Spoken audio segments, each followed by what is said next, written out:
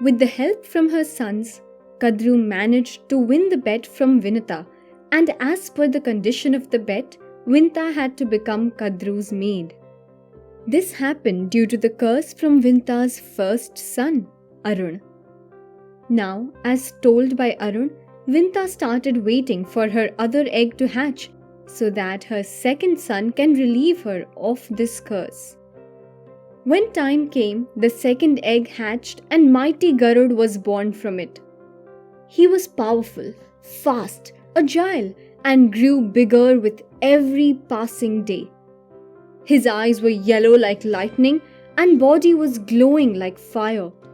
When he would fly high in the sky, flapping his giant wings, everyone would think the god of fire himself is coming.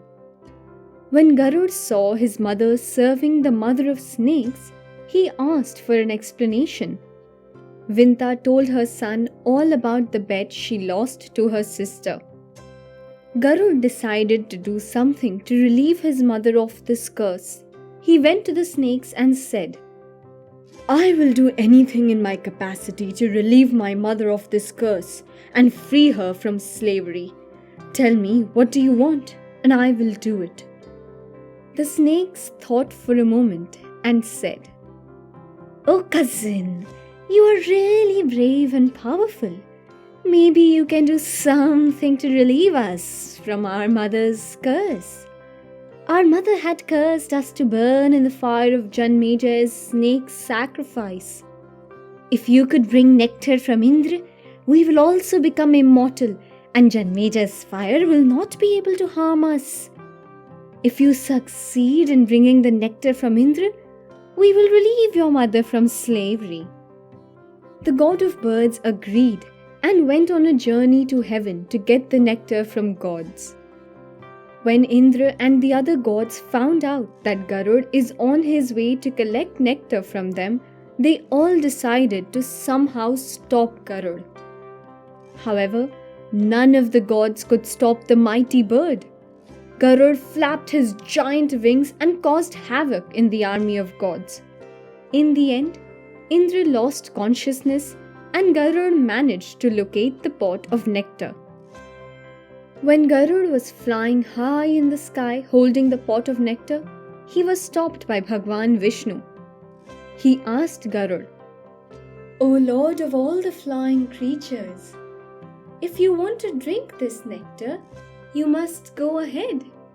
You have earned it by defeating the gods. However, what do you want the entire pot for?" Garud replied, "O protector of the universe, I do not have any desire for this nectar. I need it to free my mother from slavery." Seeing Garud have no desire for immortality, Bhagwan Vishnu made Garud immortal without him having to drink the nectar and also offered him a boon. Garud said, "O God, please allow my likeness to have a place in your emblem." Bhagwan Vishnu said Tathastu and fulfilled his wish. Now Garud said, "O Bhagwan, I also want to offer you a boon. You can ask me whatever you desire." Narayan replied, "O King of Birds, I am beyond desires. Goddess Lakshmi herself is my companion. However, I respect your emotions and I want you to become my ride." Garud said Tathastu and moved on with the pot of nectar.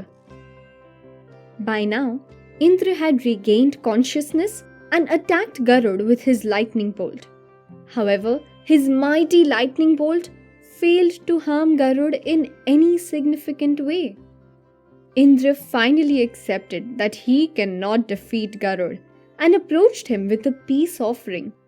He said, "O King of Birds, you are so fierce and mighty.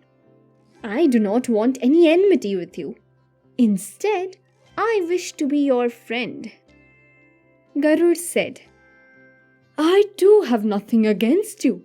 There is no reason we should be enemies." Encouraged by this response from the mighty bird, Indra said, "If If you do not need this nectar, you must return it to me. Whoever gets hold of this will become immortal and then cannot be controlled. They will cause a lot of grief to everyone." Garud explained everything to Indra. He told him how his mother lost a bet to the mother of snakes and had to live as her maid. He also told him about his deal with the snakes to relieve his mother from slavery in return for delivering nectar to them. Indra told Garud that the snakes were cheating and how Kadru had unfairly defeated Vinta with the help of the snakes. This made Garud extremely angry and he vowed to eat only snakes from then on. He suggested to Indradev, "O king of gods, my deal with snakes is to deliver the pot of nectar to them. As soon as I deliver this pot to them, my mother will be relieved of her curse. Afterwards, what happens with the nectar is none of my concern. I can distract them for some time and give you an opportunity to steal the pot from them before any of them can drink it." Thus, after reaching an agreement with Indra, Garud came to the snakes. He kept the pot of nectar on a bed of sharp grass and asked the snakes to relieve his mother from their slavery. They agreed. When they approached the pot to drink nectar from it, Garud said, "Why are you in such a rush? The pot is kept here only and is not going anywhere. You should be in a holy state before you drink it. I suggest you first clean yourself and offer prayer to gods and then only touch the pot." The moment the snakes went to clean themselves, Indra, who was hiding nearby, stole the pot of nectar and brought it back to heaven. The snakes returned and did not find the pot.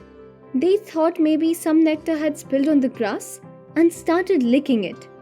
The grass was sharp and cut their tongues in two halves. Thus, King of Birds Garud managed to free his mother from the curse of his elder brother Arun. In the process, he managed to become Indra's friend and Bhagwan Vishnu's ride. However, the snakes failed to find a solution to the curse by their mother. What did they do to make sure they survived the snake sacrifice of Janmejai? We will find out in the next part of the story.